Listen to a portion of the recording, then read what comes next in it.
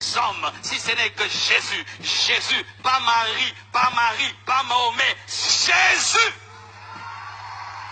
Jésus. Ne te déconnecte pas de Jésus et tu commences à prier des chapelets. On ne prie pas les chapelets. On ne prie pas Marie. Je dis on ne prie pas Marie. On ne prie pas Marie. On ne prie pas Marie.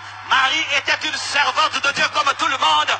Comme tout le monde. Oh, c'est la maman. Pourquoi tu te compliques avec des raccourcis? Il faut aller chez maman pour aller chez le fils. Mais Dieu t'a dit va directement chez le fils et toi tu te compliques la vie. Oui, si tu es fâché, je te parle. Il y a un problème maintenant dans les églises de réveil. On ne parle plus trop de l'idolâtrie. Bien aimé, celui qui prie Marie est dans l'idolâtrie et tu es connecté à un cèpe pourri. Un cèpe pourri.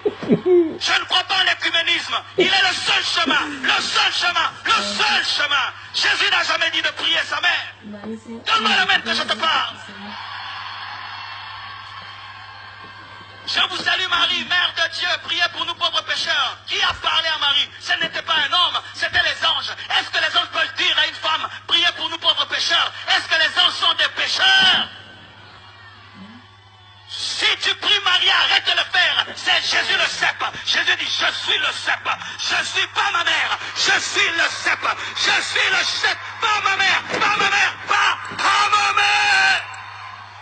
Prier Marie va t'amener en enfer. Je dis en enfer. Je dis en enfer. La Bible interdit de prier les morts. On ne prie pas les morts. On ne prie pas les morts. Elle est morte. Où c'est écrit dans la Bible qu'elle n'est pas morte, qu'elle a connu l'Assomption? C'est écrit où? C'est écrit où? Jésus est le cèpe. Lui seul donne la vie abondante. En dehors de lui, il n'y a point de vie. En dehors de lui, il n'y a point de vie. Même Marie avait besoin de croire à son fils pour être sauvée.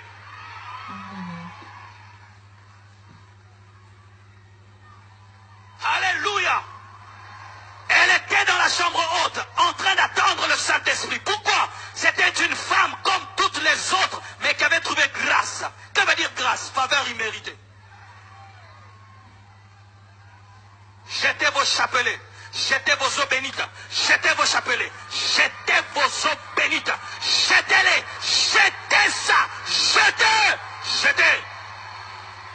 Ma mère était catholique et quand je me suis converti, elle est venue dans ma chambre, la gloire de Dieu tombait sur elle. Elle m'a donné son chapelet, je l'ai jeté dans les toilettes.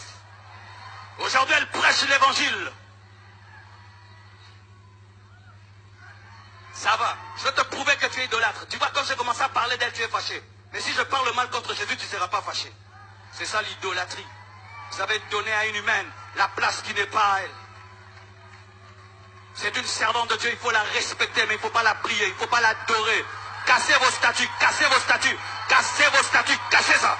Cassez vos statues, cassez vos statues, cassez vos statues. Oh non, je suis là-bas depuis mon enfance. Ah oui, d'ailleurs, tu es là-bas depuis ton enfance. Maintenant, tu as grandi, il faut quitter les choses de l'enfance. Non, toute la famille est là-bas. Dieu ne viendra pas sauver une famille. Il viendra te prendre personnellement. Et si tu seras persécuté, béni sois-tu. Jésus est le chemin, la vérité et la vie. Celui qui est mort, celui qui est ressuscité, celui qui a inscrit ton nom dans le livre de vie, celui qui a versé son sang, pas sa mère, pas sa mère, pas sa mère. Et on nous dit que nous devons la prier, parce qu'une fois elle a fait changer à Jésus-Christ ta vie, alors qu'il ne voulait pas changer l'eau en vin. Mais ce n'est pas seulement Marie qui a fait une prière au temps de Jésus-Christ. Beaucoup ont fait, même Bartimée a fait une prière. Alors il faut prier Bartimée quand tu as un problème de yeux. Il faut prier Jairus quand tu as un problème avec tes enfants. Non, elle a été exaucée, mais plusieurs ont été exaucés au temps de Jésus-Christ. Il faut prier la belle-mère de Pierre quand tu as la fièvre. Arrêtez cela, mes frères.